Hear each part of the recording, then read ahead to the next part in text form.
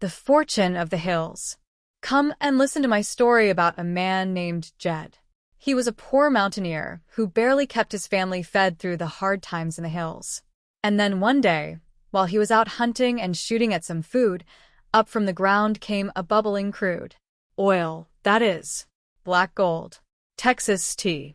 Well, the first thing you know, old Jed is a millionaire. The kinfolk said, "Jed, move away from there." They said that California is the place you ought to be. So they loaded up the truck and they moved to Beverly Hills, that is. Swimming pools.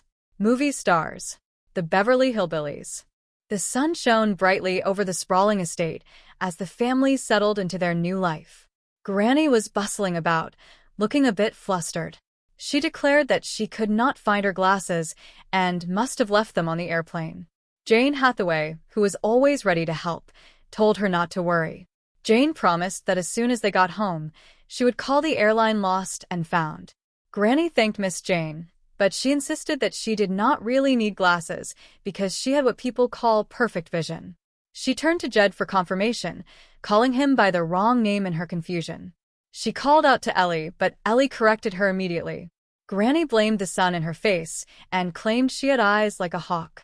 Jed was not even with them at that moment, as Jane pointed out that he was coming in with Mr. Drysdale. Granny wondered who was sitting in the back with her, only to realize it was her own medical bag. Jane suggested they go back for the glasses, but Granny refused, calling out names of people who were not there. When they arrived at the grand house, Granny saw a man named Fairchild and thought he had a family of buffaloes with him. She rushed inside to avoid any trouble. Once inside, Granny admired the room, but thought someone had moved the piano. Jed had to tell her that the object was actually a stove. Granny was confused as to why a stove was in the parlor, but Jane explained that they were in the kitchen. Jane decided it was time to call the airline about the glasses.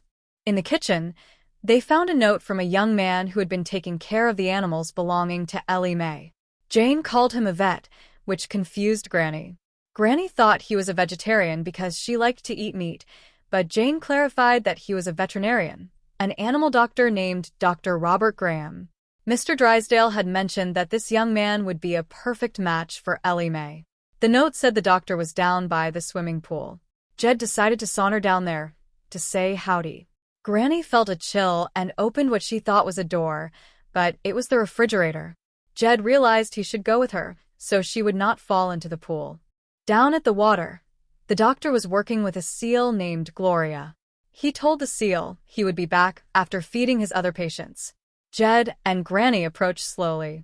Jed warned Granny not to be too anxious, so she would not scare the doctor away. Granny started singing a song about a cherry pie as they walked. She called out to Dr. Graham, who was in the pool. Because she could not see well, she told him to swim over so she could get a good look at him. She noticed he seemed to have a cold and warned him he might get pneumonia if he stayed in the water.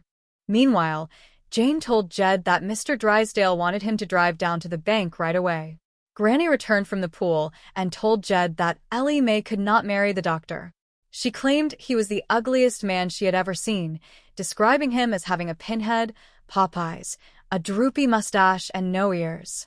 She said he was rude and had splashed around in the pool while coughing. Jed was surprised because Mr. Drysdale had praised the man so much.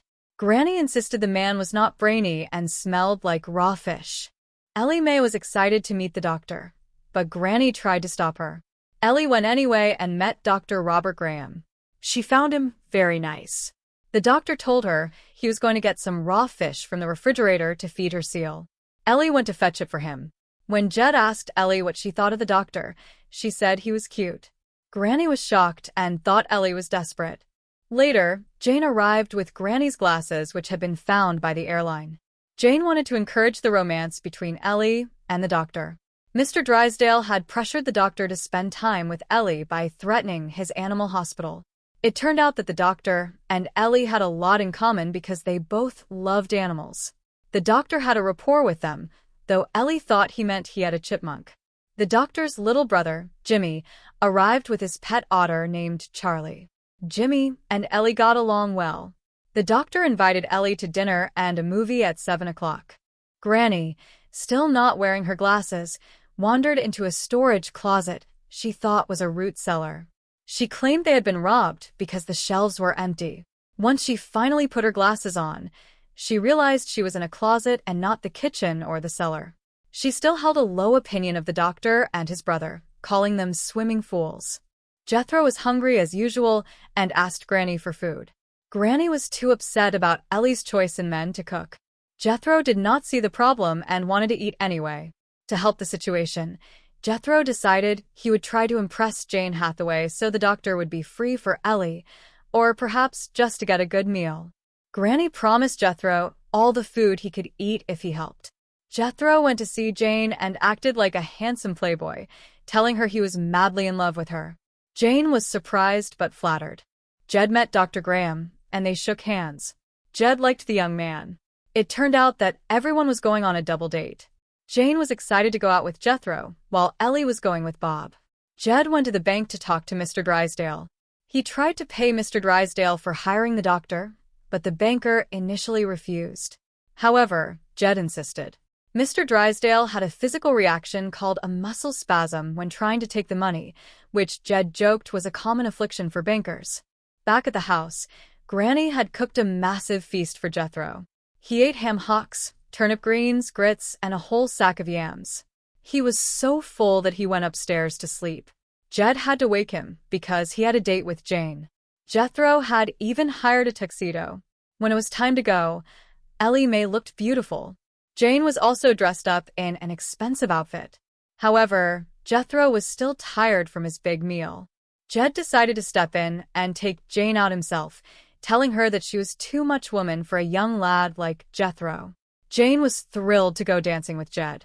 The young couples and the older pair all headed out for a wonderful evening in Beverly Hills, proving that family and heart are what truly matter, no matter where you live.